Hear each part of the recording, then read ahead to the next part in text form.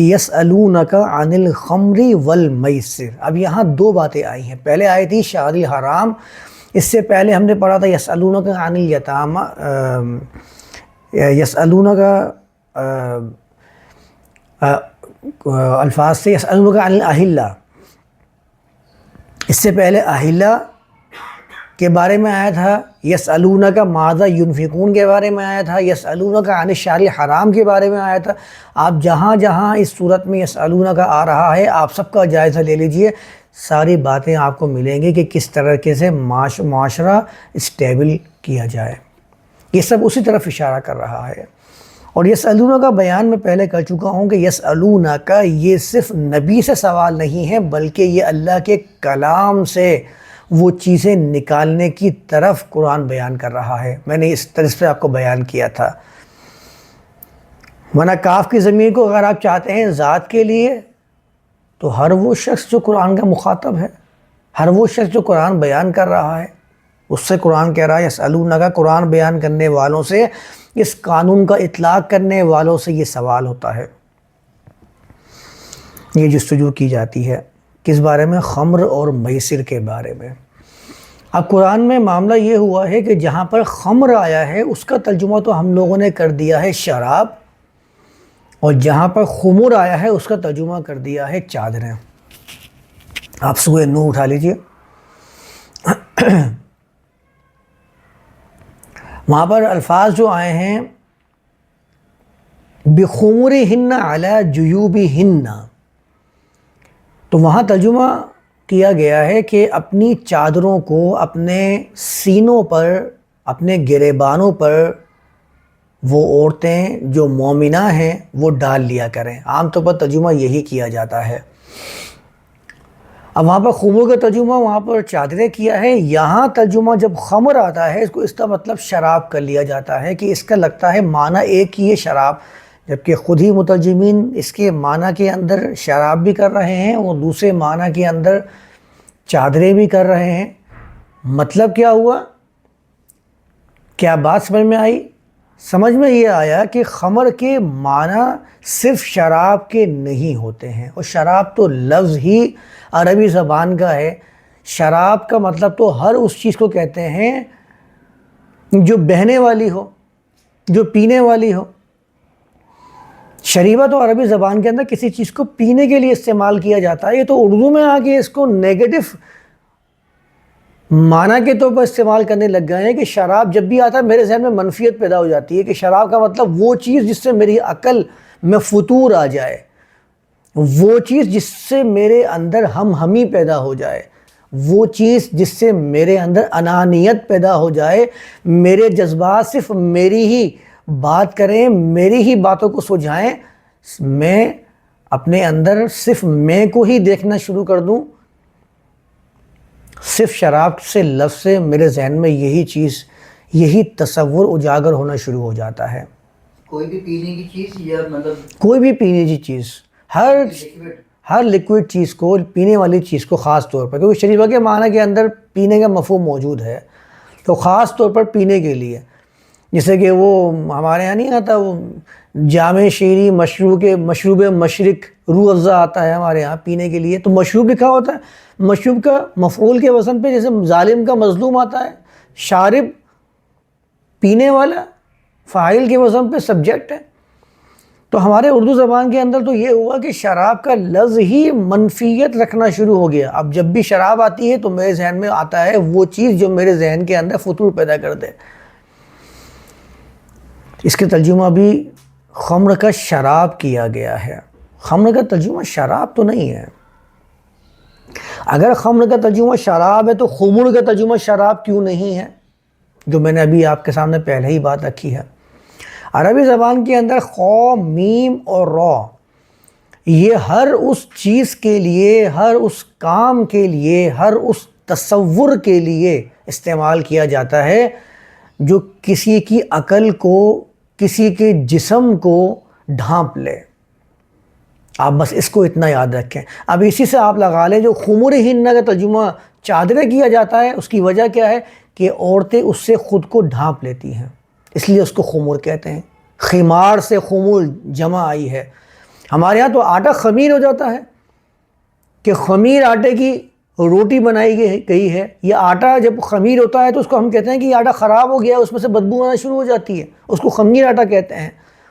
کچھ لوگ ایسے ہیں جو آٹے کو خمیر کرنے کے لیے کوئی ذریعہ استعمال کرتے ہیں تاکہ ان کو خمیر آٹے سے کچھ کام لینے ہوتے ہیں، کوئی چیز بنانی ہوتی جو بنتی خمیر آٹے سے.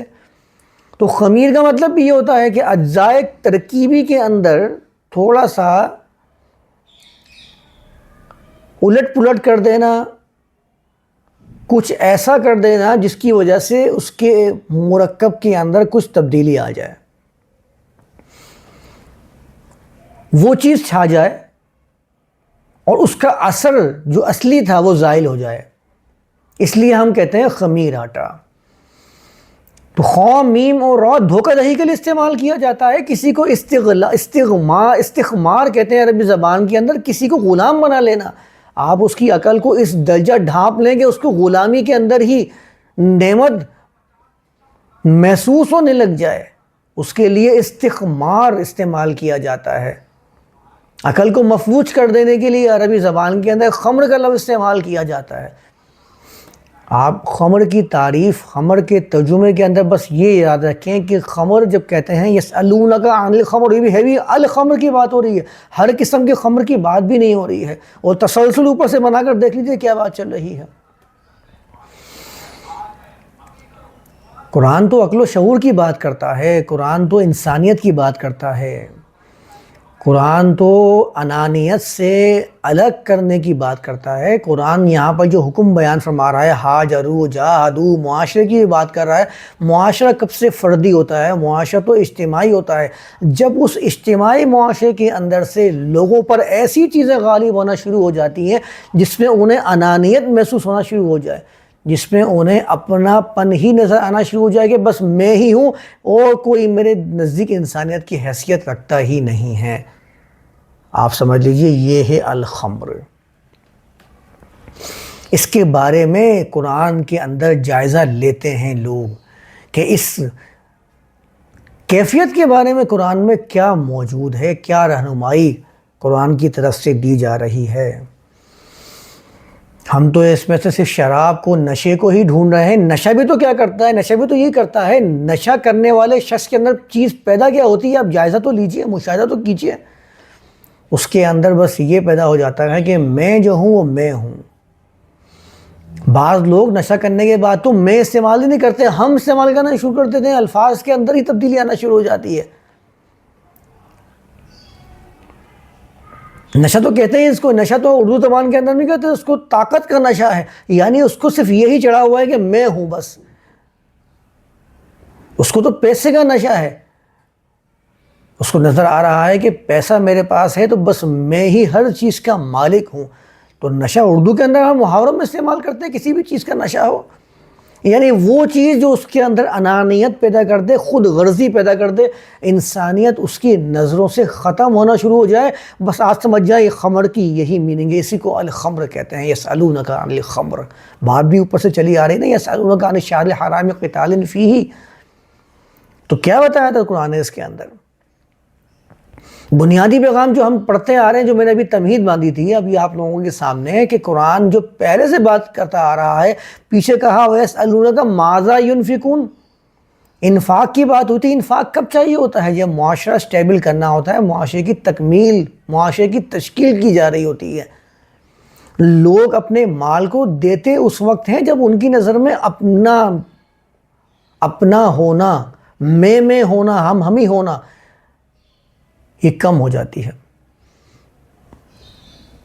جب ان کو لگتا ہے کہ ہاں معاشرے کے اندر ہی بقا ہے،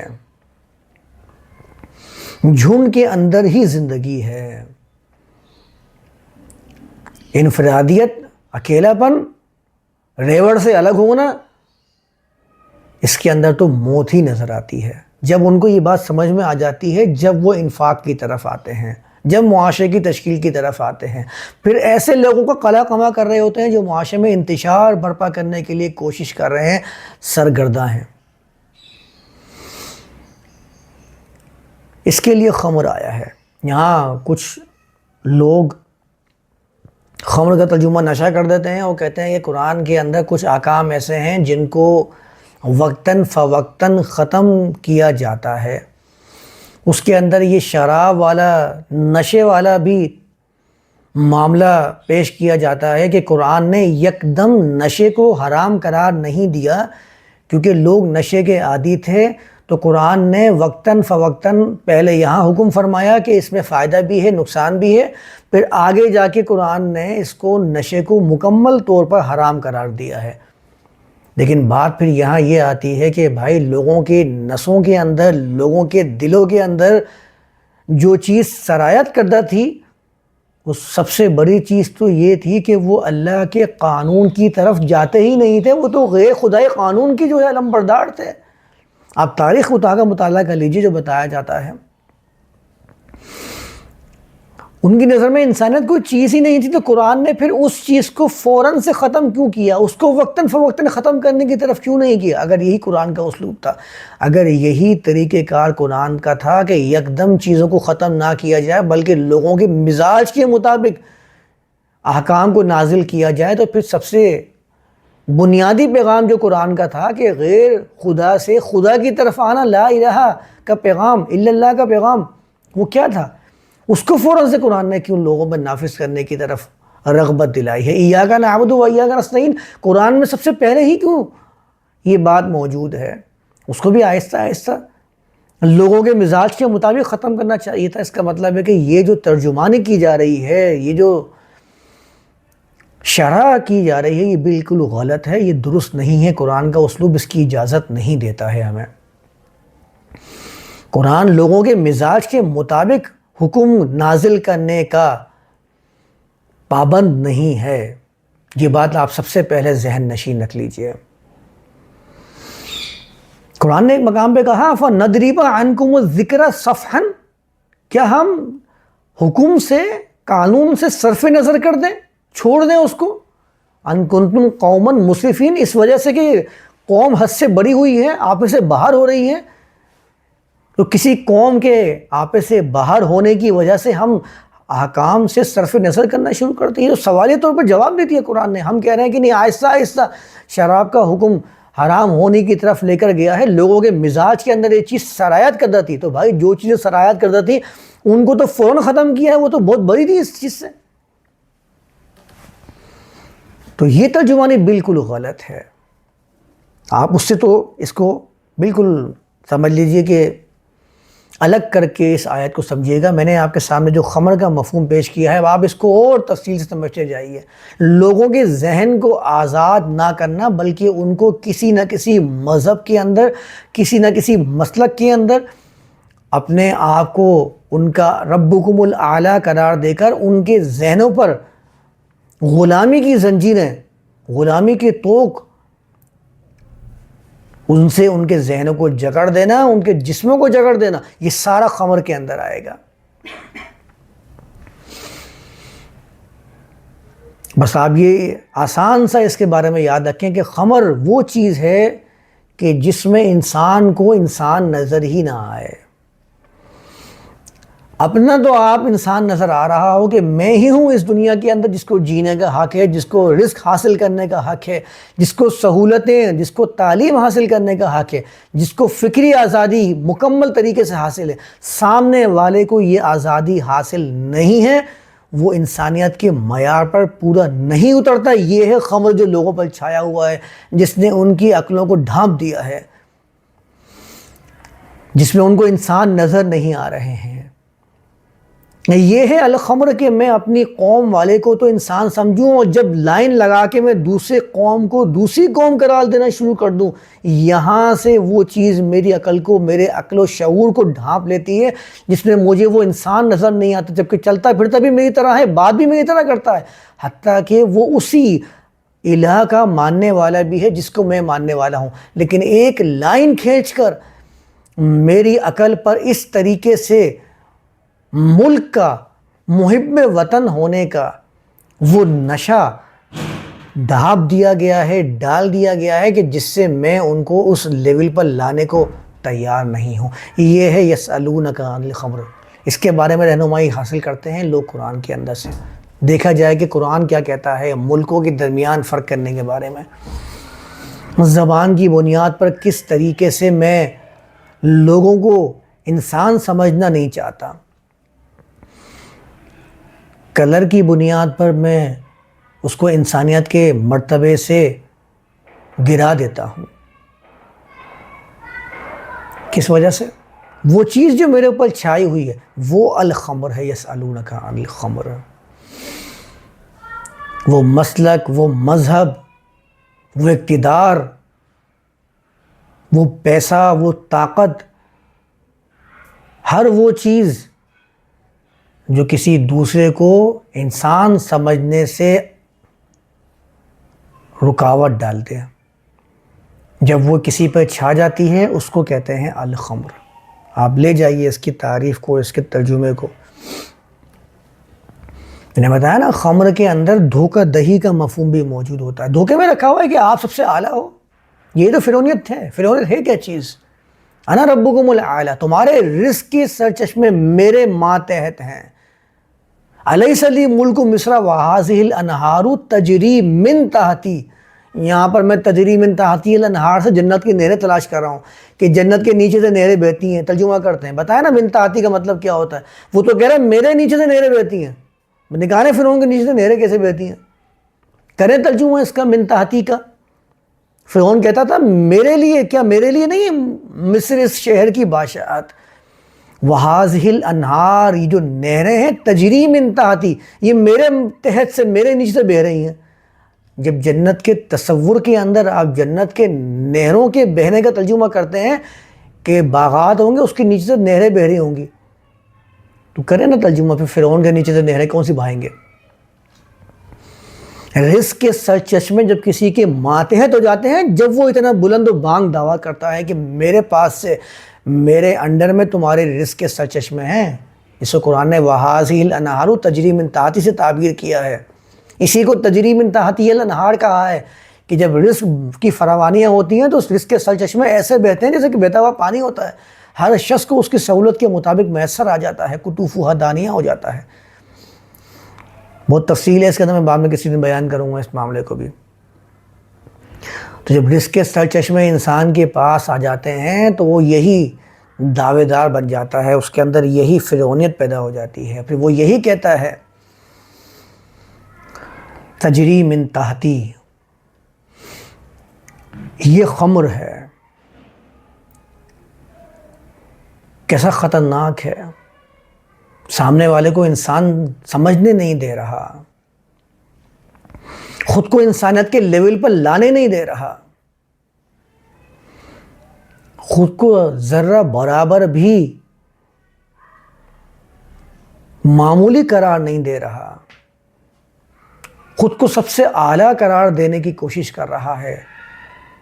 یہ ذات کا فخر ہو سکتا ہے، نسل پرستی ہو سکتی ہے، ریسزم ہو سکتا ہے، کچھ بھی ہو سکتا ہے۔ جب یہ چیزیں چھا جائیں، یہ معاشرے کے اندر جب آپ اللہ کے قانون کو نافذ کرنے کے لیے تگ و دو کر رہے ہوں، وہ طاقت میں آ جائیں، وہاں پر سامنے والے کو انسان نہ سمجھنے کا بھی خمر ہو سکتا ہے۔ تسلسل باندھ لیجیے اوپر سے، رب بنا لیجیے اس کا اوپر سے، کس طرح اوپر چلا آ رہا ہے۔ اگر میں اس کا ترجمہ کرتا ہوں شراب کے بارے میں، تسلسل کیا بنے گا؟ اوپر چل رہا ہے معاشرے کی تشکیل کے بارے میں، یہاں آگے شراب کے بارے میں۔ شراب کا کیا کام ہے یہاں پر؟ شراب بھی تو اسی کے اندر ہی آتی ہے۔ اس کا مطلب یہ نہیں ہے کہ میں شراب یا نشہ آور چیزوں کی حمایت کر رہا ہوں، اس بات کو سب سے پہلے ذہن نشین رکھ لیجیے گا۔ ایسا نہ ہو کہ میں خمر کا ترجمہ بیان کروں آپ کے سامنے قرآن کے سیاق و سباق کے مطابق اور آپ کے ذہنوں میں یہ بس نہ شروع ہو جائے، یہ تو دیکھو حافظ عاطف صاحب جو ہے نا یہ نشے کو حلال قرار دیتے ہیں، ایک نیا پروپیگنڈا شروع ہو جائے۔ نہیں، جو چیز آپ کی صحت کے منافی ہے میں اس کی حمایت کیسے کر سکتا ہوں؟ دنیا کے اندر کون ایسا شخص ہوگا جو سامنے والے کے فائدے کی بات بھی کرے اور اس کے بارے میں یہ کہے کہ ہاں بھائی تو جو ہے نا یہ نشہ آور چیزیں استعمال کر لیو؟ ایسا کیسے ہو سکتا ہے؟ یہاں جو میں قرآن کے بیان کو آپ کے سامنے پیش کر کے ترجمانی کر رہا ہوں، مفہوم پیش کر رہا ہوں، اس میں ہم سب کا سب فائدے کا سامان تلاش کر رہے ہیں نا۔ تو ایسا کیسے ہوتا ہے کہ فائدے کے سامان کے اندر جو ہلاکت خیز چیزیں ہیں میں اس کے بارے میں کہوں نہیں یہ درست ہے، لیکن میں یہاں اس بات کے اوپر مصر ہوں کہ آپ الخمر کا ترجمہ صرف نشہ یا شراب یا کوئی بھی ایسی چیز جس کو آپ سمجھتے ہیں پینے والی چیز، کھانے والی چیز نہ کریں۔ میں یہ کہہ رہا ہوں، میں سیاق و سباق کا لحاظ کرنے کی طرف اشارہ کر رہا ہوں، وہاں لے کے جا رہا ہوں کہ نہیں ہے الخمر کا صرف ترجمہ نشہ آور چیزیں۔ نشہ آور چیزیں داخل کرنا چاہتے ہیں کر لیجئے، وہ بھی تو انسان کے دماغ کے اندر فتور پیدا کرتی ہیں، وہ بھی تو انسان کو اس کے ارتقاء سے پیچھے کی طرف دھکیلتی ہیں۔ نشہ کرنے والا آدمی کب ترقی کرتا ہے، کب آگے بڑھتا ہے؟ کیا ہم جانتے نہیں ہیں ان لوگوں کو جو نشہ کرتے ہیں، چاہے وہ کسی بھی چیز کا نشہ ہو، انجیکشن کا نشہ ہو، لیکوڈ کا نشہ ہو، کسی بھی طرز کا نشہ ہو، سگریٹ کا نشہ، میں سگریٹ کے نشے کے بارے میں کہتا ہوں یہ ہلاکت خیز ہے۔ میڈیکل سائنس خود اس کے بارے میں بار بار لوگوں کو تنبیہات کرتی ہے، وہ نہیں مانتے، ان کا اپنا مسئلہ ہے، لیکن کوئی بھی میڈیکل سائنس والا آپ سے یہ نہیں کہہ سکتا کہ یہ چیزیں آپ کے لیے فائدے کی حامل ہے، نہیں، نقصان کی حامل ہے۔ جو چیز نقصان دہ ہے قرآن اس کی طرف اس کی حمایت کر ہی نہیں سکتا۔ کیا نیند کی گولی بھی نشے میں آتی ہے؟ جو چیز بھی آپ کو آپ کی دوڑ سے پیچھے کر دے، بس یہ سمجھ جائیے وہ آپ کے لیے ہلاکت کی چیز ہے۔ جو پیچھے گزرا ہے نا، کون سی آیت تھی ابھی ہم پڑھ رہے تھے، وَلَا تُلْقُوا بِأَيْدِيكُمْ إِلَى التَّهْلُكَةِ، بھی ہم نے پڑھا تھا، ہلاکت کے اندر ڈالنے والی چیز وہ سب کے سب اس کے اندر شامل ہے۔ بس یہ ذہن میں رکھیے گا کہ خمر کا ترجمہ بیان کرنے کا مقصد نشہ آور چیزوں کی طرف رغبت دلانا نہیں ہے، بلکہ ان کی کراہیت، ان کی ہلاکت خیزی، یہ تو سب کو معلوم ہے۔ جو یہ نشہ کرتے ہیں ان کو بھی معلوم ہے، وہ کوئی ننھے اور بچے نہیں ہیں، سب کو معلوم ہے۔ بس وہ اپنے ہیجان کو بڑھانے کے لیے اپنی عقل کو دوسرے معاملات سے ہٹا کر کسی طرف تیز کرنے کے لیے استعمال کرتے ہیں۔ نشہ کرنے والے آدمی کو لگتا ہی ہے کہ جو کام میں کر رہا ہوں اب اس کے اندر بہت تیزی آ گئی ہے، لیکن میڈیکل سائنس نے اس بات کو ثابت کر دیا ہے کہ وہ تیزی وقتی ہوتی ہے، دماغ کے ساتھ سب سے پہلے نشہ کنیکشن توڑ دیتا ہے، یہ بات تو طے ہے۔ دماغ کے ساتھ کنیکشن نہیں ہوتا۔ عقل و شعور سے جو چیز آ رہی ہوگی قرآن اس کی طرف دعوت نہیں دے گا۔ اس کو لگتا تو ہے میں نے کام بہت تیزی میں کر لیا ہے یا میں نے دوسری چیزیں ختم کر لی، وہ ختم نہیں ہوتی، میں آنکھیں بند کر کے بیٹھ جاؤں موت نہیں آئے گی مجھے، کیسا احساس ہوتا ہے؟ جیسے بچے نہیں ہوتے، بچپن میں ہم کرتے تھے، اندھیرا ہو گیا نا تو وہ پہلے تو گھر والوں نے ڈرایا کہ بھائی بھوت ہوتا ہے، جن ہوتا ہے، اور اندھیرے میں مت جانا، اندھیرے سے ڈرانا شروع کر دیا، اندھیرے میں مت جاؤ۔ اچھا مائیں بھی ایسا کرتی ہیں نا بچوں کے ساتھ، ان کو ہٹانا ہوتا ہے بھائی سیدھی طرح سے ہٹا دو، نہیں اندر نہیں جاؤ، اندر بھوت ہے، اندھیرا کر دیا اس کو۔ اب بچپن سے ہمارے ذہن میں بھی یہ تھا بھوت ہو، جن ہو، وہ، تو ہم کیا کرتے تھے کہ اندھیرا ہو جاتا تھا نا تو ابھی بھی کیا ہوتا ہے، بچے کیا کرتے ہیں کہ وہ اگر لیٹے ہوتے ہیں نا تو منہ کمبل ڈال لیتے ہیں کہ آنکھیں بند کر لیں گے تو جن نہیں آئے گا۔ تو آنکھیں بند کر لینے سے میری تو یہ نہیں ہو سکتا کہ میں ہلاکت سے بچ جاؤں، استعمال کرتا رہوں وہ چیز۔ اس بات کو آپ ذہن نشین رکھ لیجئے کہ خمر جو ہے یہ ایک تو صرف نشے کے معنی میں نہیں آتا، بلکہ اس کے معنی کے اندر دھوکہ دہی، کیونکہ انسان جب انانیت کا شکار ہو جاتا ہے، خود پرستی کا شکار ہو جاتا ہے، تو وہ اپنے آپ کو دھوکے میں ڈال رہا ہوتا ہے۔ قرآن نے کہا نا وما متاع الحیات الدنیا الا متاع الغرور، غرور کا مطلب بھی یہی ہوتا ہے۔ تو الخمر کے اندر یہ چیز آگے پیچھے سے سیاق و سباق جو میں نے آپ کے سامنے بیان کیا کہ خمر کیا چیز ہے۔ خمر کہ آپ دوسرے کو انسان نہ سمجھیں، بس بہت ہی مختصر تعریف ہے، وہ چیز جو آپ کو دوسرے کو انسان سمجھنے سے رکاوٹ ڈالے، آپ کے اوپر چھا جائے، چاہے وہ قومیت ہو، زبان ہو، مسلک ہو، مذہب ہو، بس آپ اس چیز کو یاد رکھیں، وہ ساری چیزیں اسی کے اندر آ جائیں گی۔ اس سے قرآن نے روک دیا ہے۔ اور میسر کا لفظ آیا ہے، بہت آسان کر دیا نا ترجمہ، جوا، کہ جوے بازی یہ قرآن نے حرام قرار دیا ہے. تو ابھی تو خیر میں اس کو خمر تک رکھتا ہوں. تعریف اس کی آپ یاد رکھیے گا کیونکہ آج تھوڑا وقت بھی کم ہے ہمارے پاس. اگلے سیشن کے اندر میں اس آیت کو آگے کی طرف لے کر جاؤں گا اور پوری بیان کروں گا. کوشش ہوگی کہ خمر کے ساتھ میسر کو بھی لے کے آگے چلیں، اور کیونکہ آگے والی آیات بھی ربط ہیں تو ان کا بھی لے کر چلیں گے ساتھ میں. آج اس کو یہیں تک رکھتے ہیں.